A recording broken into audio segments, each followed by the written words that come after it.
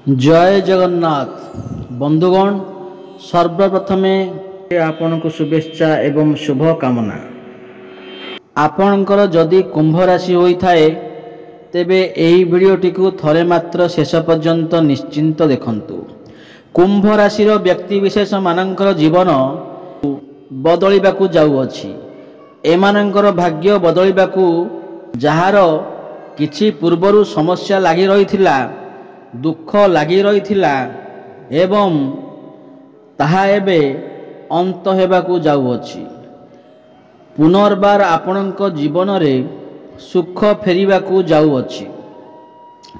कारण ग्रह नक्षत्र मानकर चलन रे गोटे बहुत बड़ परिवर्तन हेबाकू जाउअछि।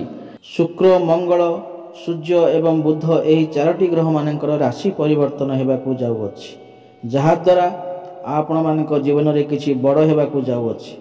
आपणक जीवन रे चलिथिबा समस्त दुख कष्टर अंत हेबाकू जाउअछि। पुनर्बार आपणक जीवन रे खुशी फेरिबाकू जाउअछि। एबे आसंतु जानिबा आपणक जीवन रे कोन सबु बड़ परिवर्तन हेबार अछि। देखंतु पूर्वरु आपणकर स्वास्थ्य खराब रहुथिला, धन जनित समस्या देखा देउथिला, प्रेम जीवन रे समस्या देखा देउथिला, आपण ऋण नेउथिले किंतु ऋण सुझी पारु नथिले, ऋणर भार आपणक उपरे बढ़ी जाउथिला, गृह परिवार रे खुशीर वातावरण नथिला, शिक्षा क्षेत्र रे समस्या देखा देउथिला, आपणकर बहुत खर्च हेउथिला, समाज रे आपणकर मान सम्मान नथिला, आपणको चाकरी प्राप्त होई पारु नथिला, संतान संतति पई चिंतित थिले, व्यापार रे लॉस हेउथिला। तेबे एही भली जहा भी समस्या आपणक जीवन रे चालुथिला ताहा बे दूर हेबाकू जाउअछि। आपणक जीवन रे पुणी थरे खुशी फेरिबाकू जाउअछि। आपणक जीवन रे नूतन सूर्य उदय हेबाकू जाउअछि। देखंतु शुक्र जी कि धनर कारक ग्रह, शुक्र ग्रह को माँ लक्ष्मी का स्वरूप माना जाए। शुक्र आपणकर द्वितीय भाग रे चलन करुथिले एवं अष्टम भाग को देखुथिले, जहा फल रे आपणक स्वास्थ्य रे समस्या देखा देउथिला, धन जनित समस्या देखा देउथिला, धन आसु नथिला, धन आसिले मध्य ताहा संचय हेउ पार नथिला, किंतु शुक्र आपणकर तृतीय भाग को चलन करिवे एवं आपणक भाग्य को देखिवे। शुक्र आपणक राशि अधिपति होइकी आपणकर भाग्य को देखिवे, जहा फल रे आपणकर भाग्य मजबूत हेबो, भाग्य आपणकर बल रहिबो। आपण कम परिश्रम रे अधिक फल प्राप्ति करिवे। आपण एही समय मध्य रे छोट मोट जगह को मध्य यात्रा करि पारंती। सान भाई भौणी मानक सहित आपणकर संपर्क मजबूत हेबो, आपणकर साहस पराक्रम बढ़िबो, भाग्य बल रे आपण बहुत अधिक धन अर्जन करिवे। आपण एही समय रे कोनोसी धार्मिक स्थान को यात्रा करि पारंती। धर्म आड़ को आपणकर मन अग्रसर होई पारे, काहेकि ना गुरुंकर दृष्टि मध्य आपणकर भाग्य को रही अछि। यह अत्यंत शुभ अटे। शुक्रंकर दृष्टि मध्य आपणकर भाग्य ऊपर को रहुअछि। आपण जहा स्वप्न रे भाबी नथिबे ता हेबाकू जाउअछि। आपणक समस्त मनस्कामना पूर्ण हेबाकू जाउअछि। एही मासरे आपण जदि चाहेबे कोनोसी बड़ कार्य भी करि परिबे किंबा कोनोसी बड़ इन्वेस्टमेंट करि परिबे, घरे शुभ मांगलिक कार्य रे आयोजन करि परिबे। एही समय रे आपणक भाग्य रे अग्रसर हेबो। धार्मिक स्थान को जीवाकू आपणकर मन लागि पारे एवं गुरु आपणकर प्रथम भाग रे अछंती। आपणकर स्वास्थ्य समस्या रहिबो नाही, केवल टिके मोटापण भली समस्या देखा देई पारे, नहले आपणक स्वास्थ्य बहुत भल रहिबो। पूर्व जदि आपणकर किछि स्वास्थ्य समस्या थिला तेबे मध्य ताहा दूर होई जिवो, जदि कोनोसी वास्तु समस्या थिला तेबे ताहा दूर हेबो। देखंतु मंगल मध्य प्रथम भाग रे गोचर करिवे। आपणकर एही समय रे डेली इनकम बढ़ी जिवो, आपणकर व्यापार वाणिज्य उन्नति आसीबो, रोजगार रे बुद्धि आसीबो। आपण एही समय रे कोनोसी नूतन व्यापार मध्य आरंभ करि पारंती। आपणकर वैवाहिक जीवन मध्य बहुत भल रहिबो। आपणक वैवाहिक जीवन रे पूर्व जदि किछि समस्या रहिथिला तेबे ताहा मध्य दूर होई जिवो, किंतु मझी मझी रे कड़ी झगड़ा एवं क्रोध भली समस्या देखा देई पारे। आपणक भितरे क्रोध देखा देई पारे, एथि प्रति आपण टिके ध्यान देबे। देखंतु शनि आपण मानकर कैरियर भाव रे विराजमान अछंती। आपण कैरियर बहुत भल रहिबो।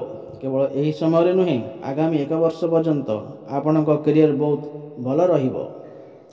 ଆପଣ ଆପଣଙ୍କ କର୍ମକ୍ଷେତ୍ର ରେ ବହୁତ ଅଧିକ ସଫଳତା ପ୍ରାପ୍ତି କରିବେ, କିନ୍ତୁ ଟିକେ ଅଧିକ ପରିଶ୍ରମ କରିବାକୁ ପଡ଼ିପାରେ। ଅଳସୁଆମୀ କଲେ ଆପଣ ଆପଣଙ୍କ କ୍ୟାରିୟରରେ ସମସ୍ୟା ଆସିପାରେ, କାରଣ ଶନି ହେଉଛନ୍ତି କର୍ମର କାରକ ଗ୍ରହ। ଆପଣଙ୍କୁ କର୍ମ ତ କରିବାକୁ ପଡ଼ିବ। ଏବେ ଶେଷରେ ସଫଳତା ପ୍ରାପ୍ତି ହେବ। କର୍ମକ୍ଷେତ୍ରରେ ଆପଣଙ୍କର ପ୍ରମୋସନ୍ ବି ହୋଇପାରେ, ଆପଣଙ୍କୁ ପ୍ରଶଂସା ମିଳିପାରେ। ଉପର ଅଫିସରଙ୍କ ଆପଣଙ୍କୁ ପ୍ରାପ୍ତି ହେବ। ସପୋର୍ଟ ମଧ୍ୟ ଉପର ଅଫିସରଙ୍କ ପ୍ରାପ୍ତି ହେବ। ଆପଣଙ୍କର ସମସ୍ତ କାର୍ଯ୍ୟ ସୁରୁଖୁରୁରେ ହୋଇଯିବ।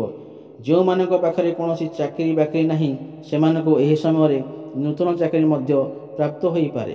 ଏବଂ ରାହୁ ମଧ୍ୟ ଆପଣଙ୍କର ଏକାଦଶ ଭାଗରେ ବିରାଜମାନ ଅଛନ୍ତି।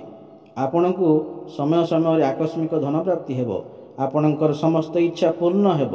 ଆପଣଙ୍କର ଏକାଦଶ ଭାଗ ଇଚ୍ଛାର ଭାଗ ହୋଇଥାଏ। ଆପଣଙ୍କର ଏହି ସମୟରେ କୌଣସି ଗୋଟିଏ ବଡ଼ ଇଚ୍ଛା ପୂର୍ଣ୍ଣ ହୋଇପାରେ, କାହିଁକି ନା ରାହୁ ହେଉଛନ୍ତି ଆକସ୍ମାତର ଗ୍ରହ। ଆକସ୍ମାତ ଆପଣଙ୍କୁ ଲାଭ ଦେଇଥାନ୍ତି। ଏହି ସମୟରେ ଆପଣଙ୍କୁ ଚାରି ଦିଗରୁ ଲାଭ ପ୍ରାପ୍ତି ହେବ। ଦେଖନ୍ତୁ, କେତୁ ଆପଣଙ୍କର ପଞ୍ଚମ ଭାଗରେ ଅଛନ୍ତି। ଏହା ଟିକେ ଭଲ ନୁହେଁ। ଆପଣଙ୍କର ଶିକ୍ଷା କ୍ଷେତ୍ର ପାଇଁ ଏହା ଶୁଭ ନୁହେଁ। କେତୁ ଭ୍ରମିତ ଗ୍ରହ, ଅସନ୍ତୁଷ୍ଟ ପ୍ରଦାନ କରିଥାନ୍ତି। ଆପଣଙ୍କ ଶିକ୍ଷା କ୍ଷେତ୍ରରେ ସାଟିସ୍ଫ୍ୟାକ୍ସନ୍ ହୋଇପାରନ୍ତି।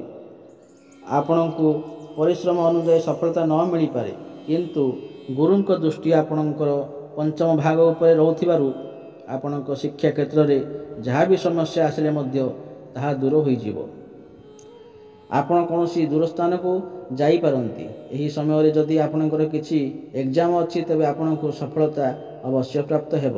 ଶିକ୍ଷା କ୍ଷେତ୍ର ଆପଣଙ୍କ ପାଇଁ ବହୁତ ଭଲ ଅଛି, କିନ୍ତୁ ସମୟ ସମୟରେ ଆପଣଙ୍କ ମନ ବିଚଳିତ ହୋଇପାରେ। ପାଠପଢ଼ାରେ ମନ ନ ଲାଗିପାରେ। ସେଥିପାଇଁ ଆପଣ ପାଠପଢ଼ାରେ ମନ ଧ୍ୟାନ ଦିଅନ୍ତୁ। ସଫଳତା ଅବଶ୍ୟ ପ୍ରାପ୍ତି ହେବ। ପଞ୍ଚମ ଭାଗ ମଧ୍ୟ ଆପଣଙ୍କର ପ୍ରେମର ଭାବ ହୋଇଥାଏ। ଗୁରୁଙ୍କର ଦୃଷ୍ଟି ଆପଣଙ୍କର ପଞ୍ଚମ ଭାଗ ଉପରେ ରହିଥିବାରୁ ପ୍ରେମ ଜୀବନରେ ଆପଣଙ୍କୁ ସଫଳତା ପ୍ରାପ୍ତି ହେବ। କିନ୍ତୁ ସମୟ ସମୟରେ ମନ ମତାନ୍ତର, କଳି ଝଗଡ଼ା ଲାଗି ରହିପାରେ। ଆପଣଙ୍କର ପାର୍ଟନରଙ୍କ ଭିତରେ କ୍ରୋଧ ଦେଖା ଦେଇପାରେ। ଯଦି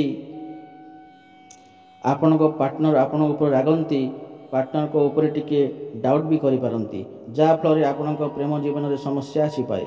କାହିଁକି ନା ଶନି କେତୁ ଆପଣଙ୍କ ପଞ୍ଚମ ଭାଗରେ ଅଛନ୍ତି ଏବଂ ଗୁରୁ ଯେହେତୁ ଆପଣଙ୍କର ପଞ୍ଚମ ଭାଗକୁ ଦେଖୁଛନ୍ତି, ତ ପ୍ରେମ ଜୀବନରେ ଯାହା ବି ସମସ୍ୟା ଆସିଲେ ମଧ୍ୟ ତାହା ଦୂର ହୋଇଯିବ। ଆପଣଙ୍କର ପ୍ରେମ ବିବାହର ରୂପ ମଧ୍ୟ ନେଇପାରେ। ଆପଣ ଦୁଇ ଜଣଙ୍କ ମଧ୍ୟରେ ଭଲ ପାଇବା ବଢ଼ିବ। ସୂର୍ଯ୍ୟ ଆପଣଙ୍କର ତୃତୀୟ ଭାଗକୁ ଚଳନ କରିବେ ଏବଂ ଭାଗ୍ୟ ଭାବକୁ ଦେଖିବେ। ସରକାରୀ ସ୍ତରରେ ଥିବା ଲୋକଙ୍କ ପାଇଁ ଏହି ସମୟ ବହୁତ ଶୁଭ ଅଟେ ଏବଂ ରାଜନୀତି କ୍ଷେତ୍ରରେ ଥିବା ଲୋକମାନଙ୍କ ପାଇଁ ଏହି ସମୟ ବହୁତ ଅତ୍ୟନ୍ତ ଶୁଭ ଅଟେ, ଯାହାଫଳରେ ଆପଣଙ୍କୁ ମାଙ୍କର ସୁଖ ପ୍ରାପ୍ତି ହେବ। ଆପଣ କୌଣସି ଯାନବାହନ ଇତ୍ୟାଦି କ୍ରୟ କରିପାରନ୍ତି କିମ୍ବା କ୍ରୟ କରିବାକୁ ମନ ବଳେଇ ପାରନ୍ତି ଏବଂ ଆପଣଙ୍କ ଏହି ସମୟରେ କ୍ୟାରିୟର ମଧ୍ୟ ବହୁତ ଭଲ ରହିବ। ଆପଣଙ୍କର ବୁଦ୍ଧି ବଢ଼ିବ, ଜ୍ଞାନ ବଢ଼ିବ। ବୁଦ୍ଧି ଏବଂ ଜ୍ଞାନ ବଳରେ ଆପଣ ସମସ୍ତ କାର୍ଯ୍ୟରେ ସଫଳତା ପ୍ରାପ୍ତି କରିବେ। ତ ମୋଟାମୋଟି ଦେଖିବାକୁ ଗଲେ ଭାଗ୍ୟ ବଦଳିବାକୁ ଯାଉଛି। ଆପଣଙ୍କର ସମସ୍ତ ଦୁଃଖ କଷ୍ଟର ଅନ୍ତ ହେବାକୁ ଯାଉଛି ଏବଂ ପୁନର୍ବାର ଆପଣଙ୍କ ଜୀବନରେ ଖୁସି ଫେରିବାକୁ ଯାଉଛି। ଆପଣଙ୍କୁ ଯଦି ଏହି ଭିଡ଼ିଓଟି ଭଲ ଲାଗିଥାଏ, ତେବେ ଏହି ଭିଡ଼ିଓଟିକୁ ଲାଇକ୍ କରି କମେଣ୍ଟ ବକ୍ସରେ ଜୟ ଜଗନ୍ନାଥ, ଜୟ ମା ଲକ୍ଷ୍ମୀ ନିଶ୍ଚିତ ଲେଖନ୍ତୁ। ରହୁଛି, ଧନ୍ୟବାଦ। ପୁଣି ଦେଖା ହେବ ଆଗାମୀ ଭିଡ଼ିଓରେ।